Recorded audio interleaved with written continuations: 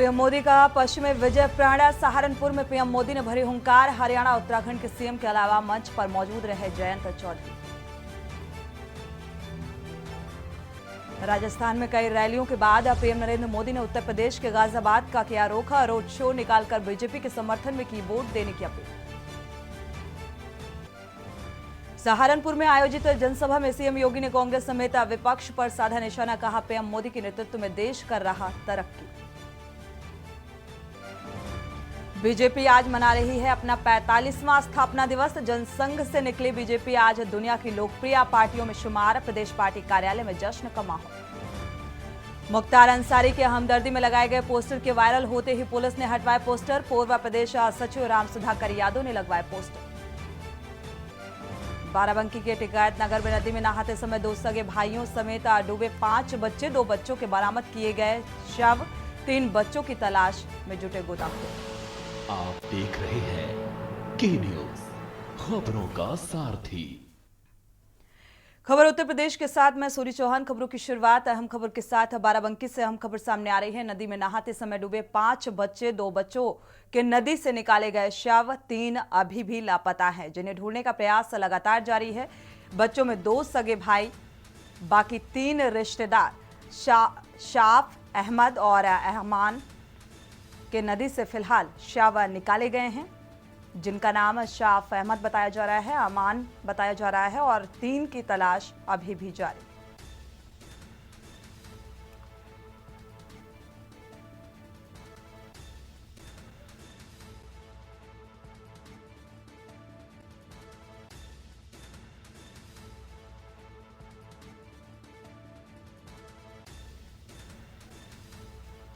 तो बच्चों में 2 सगे भाई और बाकी 3 रिश्तेदार बताए जा रहे हैं। ढूंढने का प्रयास गोताखोर के द्वारा लगातार किया जा रहा है। शाफ अहमद और अमान को फिलहाल शव जो हैं वो निकाले गए हैं और 3 की तलाश जारी है।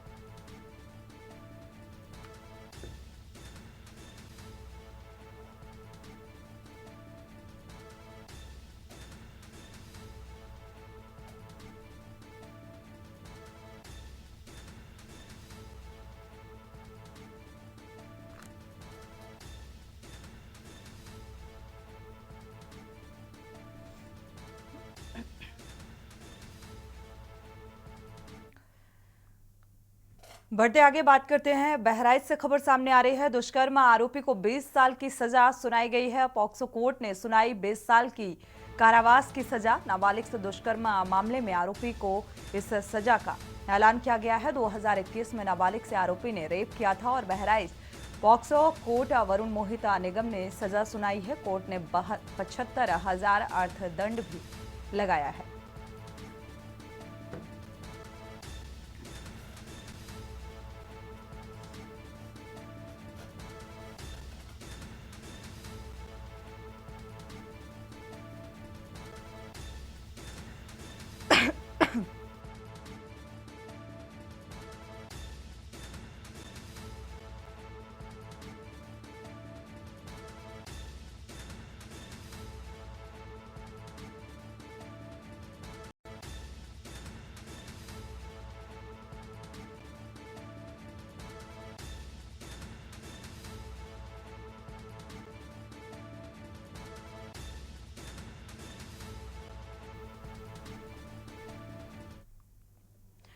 आगरा से अहम खबर सामने आ रही है। ताजमहल पर सीआईएसएफ की खुली गुंडागर्दी। महिला पर्यटक के साथ मारपीट का ये मामला सामने आ रहा है। ताज का दीदार करने के लिए ये महिला गई हुई थी और रील बनाने को लेकर ये पूरा विवाद हुआ। मारपीट का वीडियो सोशल मीडिया पर वायरल हो रहा है। तो महिला पर्यटक के साथ ये मारपीट की गई है। रील बनाने को लेकर ये पूरा विवाद हुआ और ये विवाद मारपीट में तब्दील।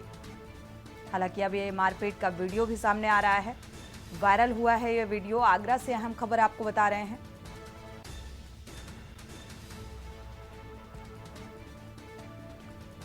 तो महिला पर्यटक के साथ अभद्रता की गई। रील बनाए जाने को लेकर कहासुनी और ये कहासुनी मारपीट तक पहुंच गई।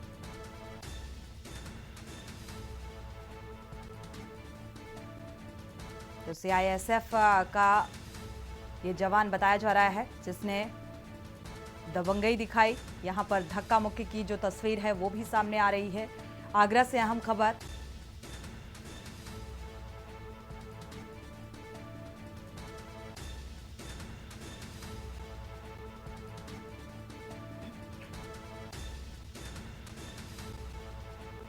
तो ताजमहल परिसर का ये घटनाक्रम सामने आ रहा है जहां पर सीआईएसएफ के जवान ने धक्का मारा, मारपीट, और अब ये वीडियो सोशल मीडिया में वायरल हो रहा है।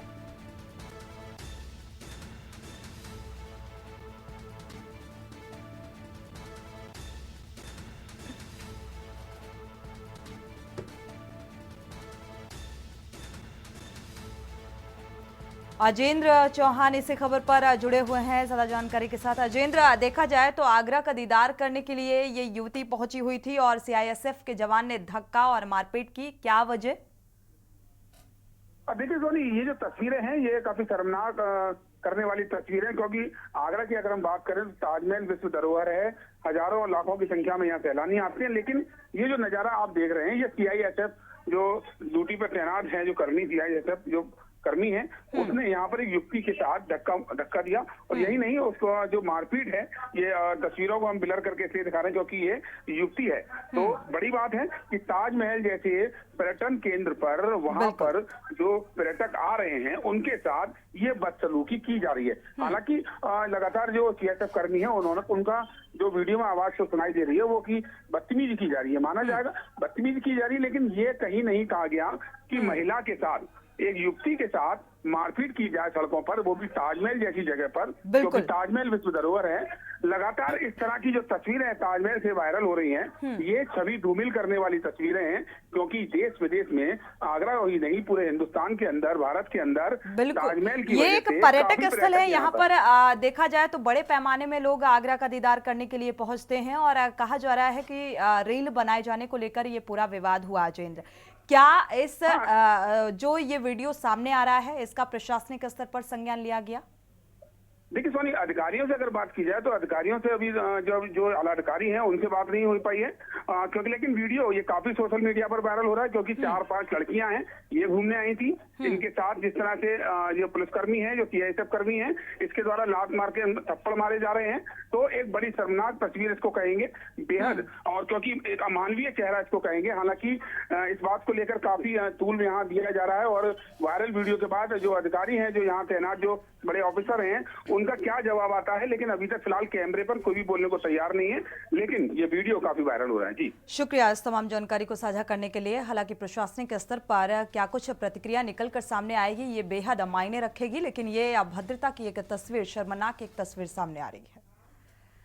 बढ़ते आगे, हमीरपुर से अहम खबर। बीजेपी में शामिल हुए पूर्व जिला पंचायत अध्यक्ष संजय दीक्षित शामिल हुए हैं और डिप्टी सीएम ब्रजेश पाठक की मौजूदगी में शामिल हुए। कार्यकर्ताओं में देखने को मिली खुशी की लहर। तो पूर्व में विधानसभा का चुनाव भी लड़ चुके हैं संजय दीक्षित, अब भारतीय जनता पार्टी में शामिल हुए।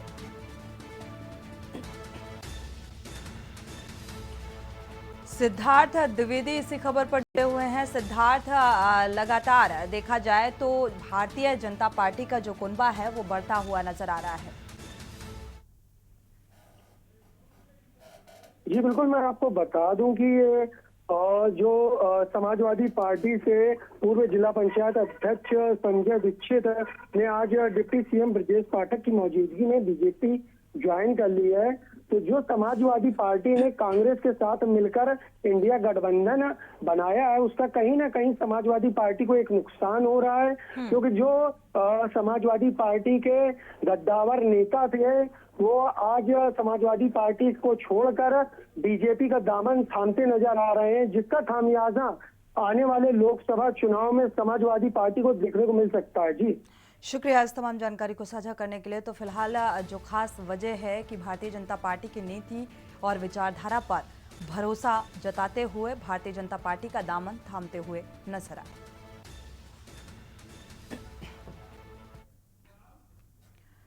बढ़ते आगे, लोकसभा चुनाव के पहले चरण में पीलीभीत सीट पर मतदान होना है और इस सीट पर सिर्फ उत्तर प्रदेश की नहीं बल्कि पूरे देश की नजर है, क्योंकि इस सीट के मौजूदा सांसद वरुण गांधी की जगह इस बार बीजेपी ने योगी सरकार के कैबिनेट मंत्री जितिन प्रसाद को चुनावी मैदान में उतारा है। आइए दिखाते हैं आपको बीजेपी प्रत्याशी जितिन प्रसाद से खास बातचीत की के न्यूज के रेजिडेंट एडिटर मनीष पांडे ने। उत्तर प्रदेश में रायबरेली और अमेठी के बाद अगर किसी सीट की सबसे ज्यादा चर्चा है तो वो पीलीभीत की है और पीलीभीत से प्रत्याशी भारतीय जनता पार्टी के उत्तर प्रदेश सरकार के कैबिनेट मंत्री हमारे साथ जितिन प्रसाद जी मौजूद हैं। सर, क्या मानते हैं, इसे बड़ी जिम्मेदारी है या चुनौती मानते हैं इस सीट से चुनाव लड़ना? बिल्कुल, बहुत बड़ी मेरे लिए गर्व और सम्मान की बात है कि भारतीय जनता पार्टी के शीर्ष नेतृत्व ने मुझे इस प्रतिष्ठित सीट से उम्मीदवार बनाया है और आप देख रहे हैं कि चारों तरफ प्रधानमंत्री नरेंद्र मोदी जी के लहर चल रही है, जन समर्थन मिल रहा है। तो जैसे आपके चुनावी जनसभाओं में मैंने सुना कि आप कह रहे थे कि अगर मुझे पहले पता होता तो मैं बम्बई बना देता। बड़ा वीडियो भी वायरल हो रहा है ये, लेकिन पिछले 35 साल से जो लोग रहे यहाँ पे उन्होंने तो घर भी नहीं बनाया, यहाँ पे आप बम्बई बनाने की नहीं, मैं ये कह रहा था कि बहुत काम हुए हैं पिछले 10 वर्षों में। जो सरकारी योजनाएं हैं, चाहे वो केंद्र सरकार की हों या प्रदेश की, वो डबल इंजन का प्रभाव गाँव में दिख रहा है। लाभार्थी विभिन्न योजनाओं के मिलते हैं, बताते हैं। और वो जो बात कही गई वो लोक निर्माण विभाग में जो कार्य हो रहे हैं उसके परिप्रेक्ष्य में की गई कि और करा देते। इस क्षेत्र में जो काम हुए हैं, यहाँ पे एक 200 करोड़ का धनारा घाट का पुल जो बहुत समय से मांग थी, वो मोदी जी और योगी जी के नेतृत्व में यहाँ स्वीकृत हुआ है और यहाँ बाईपासेस, रोड वाइडनिंग, चौड़ीकरण हुए हैं। तमाम कार्य यहाँ पे पीलीभीत में इंफ्रास्ट्रक्चर के लिए हुए हैं, उसको और गति देते हैं। मेरा सवाल ये था कि जैसे कम से कम घर तो बनाएंगे, क्योंकि मैं भी देखा बहुत सारे लोगों का ये था कि बाहर ही है, तो आपने कहा कि 3 पीढ़ियों से हमारा रिश्ता है, लेकिन जो नए लोग हैं वो नहीं जानते हैं, तो उस रिश्ते के बारे में मैं जानना चाहता हूँ जो पीलीभीत से आपका। पीलीभीत हमारा घर है, ये हमारे खेती जो है, जो वो पीलीभीत में ही आप समझिए पूरनपुर जो बॉर्डर है वहाँ पे है।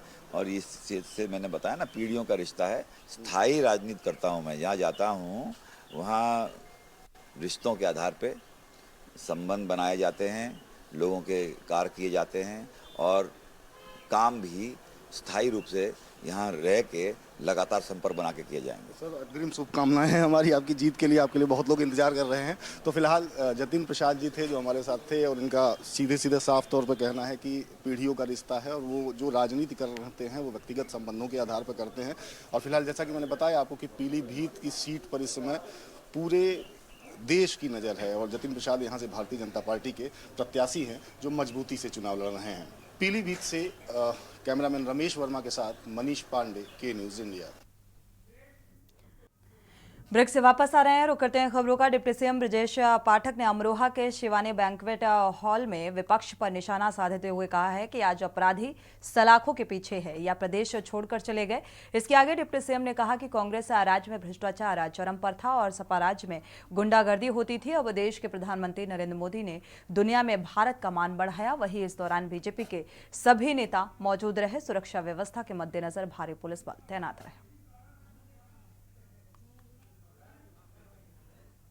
अब अमरोहा लोकसभा सीट पर भारतीय जनता पार्टी के लोकप्रिय प्रत्याशी आदरणीय कंवर सिंह तंवर एक तरफा चुनाव जीत रहे हैं।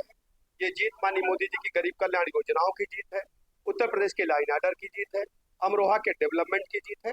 अमरोहा में कोई लड़ाई नहीं, एक तरफा चुनाव। देखिए, ये दुखद है, लोकतंत्र में इन बातों का कोई स्थान नहीं है। जो भी दोषी होगा उसको चिन्हित करके कार्रवाई होना चाहिए। लखनऊ में जो पोस्टर लगे उस पर क्या कहेंगे?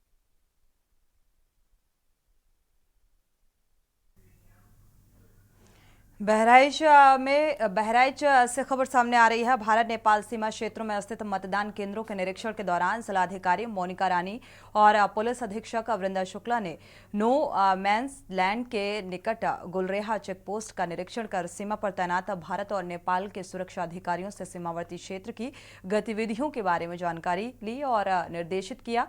लोकसभा चुनाव पूरी तरह से लोकसभा चुनाव को देखते हुए सतर्कता बरती जाए। अवैध शराब, रिश्वत और साथ ही नकदी, हथियार और गोला बारूद के लाने और ले जाने और असामाजिक तत्वों की आवाजाही पर भी सतर्क दृष्टि बनाए रखी जाए।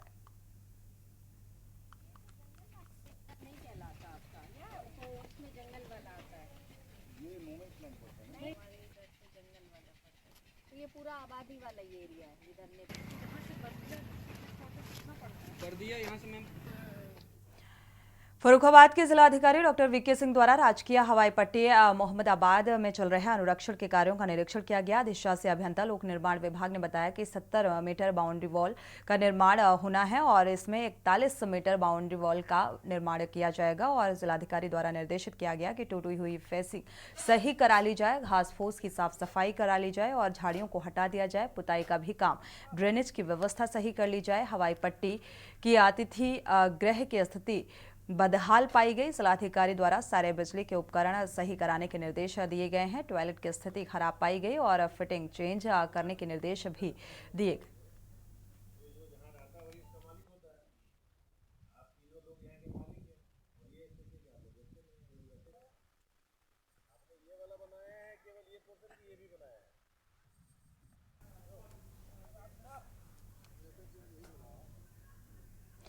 बढ़ते आगे उत्तर प्रदेश के बस्ती जिले की आवास विकास कॉलोनी में 13 साल की निकिता की साझेदारी ने उसे और उसकी 15 महीने की भतीजी को खतरे की आशंका से बचा लिया है। देखिए कैसे इस रिपोर्ट के जरिए। उत्तर प्रदेश के बस्ती जिले की आवास विकास कॉलोनी भतीजी को खतरे की आशंका से बचा लिया। दरअसल इनके घर में बंदर घुस आए थे। नीचे कुछ लोग आए थे तो वो लोग बिना गेट बंद किए बाहर चले गए थे, तो उधर से ही बंदर आया और आके घुस गया रूम में और किचन में सब सामान फेंकने लगा और छोटी बच्ची को डराने लगा। तो फिर मुझे ऐसा ध्यान आया कि एलेक्सा से बोलना चाहिए कि वो कुत्ते की आवाज़ निकाले। फिर उसने कुत्ते की आवाज़ निकाली तो फिर वो बंदर डर के भाग गए। एलेक्सा कुत्ते की आवाज़ निकालो।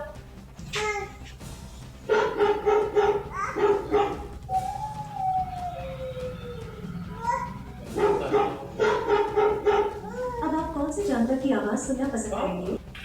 निकिता के पिता का कहना है कि उनकी कॉलोनी काफी समय से बंदरों के आतंक से जूझ रही है। साथ ही वो अपनी बेटी की समझदारी और तुरंत उठाए गए कदम की तारीफ कर रहे हैं। डर के हमारे पास फोन किए, हम दूर थे।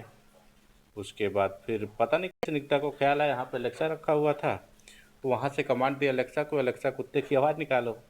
और एलेक्सा ने सच में कुत्ते की आवाज़ निकाला तो बंदर को लगा सच ओरिजिनल यहाँ पे कुत्ता है, तो डर के तुरंत सब 4-5 बंदर थे, सब भाग गए तुरंत। निकिता का परिवार अब अमेज़न के एलेक्सा डिवाइस को एक नए नजरिए से देखता है। इनका कहना है कि ये न्यूज सुनाने और मनोरंजन करने के साथ ही जरूरत पर मदद करने वाला एक अच्छा डिवाइस साबित हुआ है।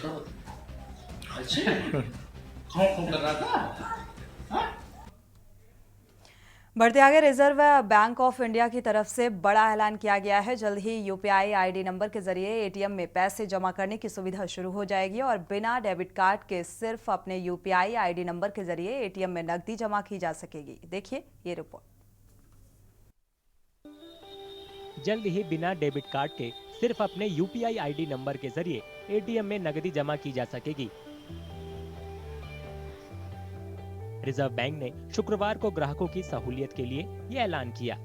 केंद्रीय बैंक ने कहा कि लोकप्रिय यूपीआई से जुड़ी ये सुविधा जल्द एटीएम में उपलब्ध होगी। फिलहाल सिर्फ डेबिट कार्ड के जरिए नकद जमा करने की सुविधा है।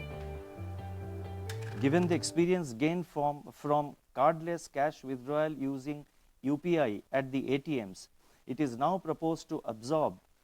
proposed to facilitate deposit of cash in CDMs, that is in the cash deposit machines, using UPI. This measure will further enhance customer convenience and make currency handling process at banks more efficient. केंद्रीय bank ने third party unified payment interface applications के जरिए prepaid payment instruments या PPI को जोड़ने की इजाजत देने का भी फैसला किया है। लोगों ने रिजर्व बैंक के फैसले का स्वागत किया है।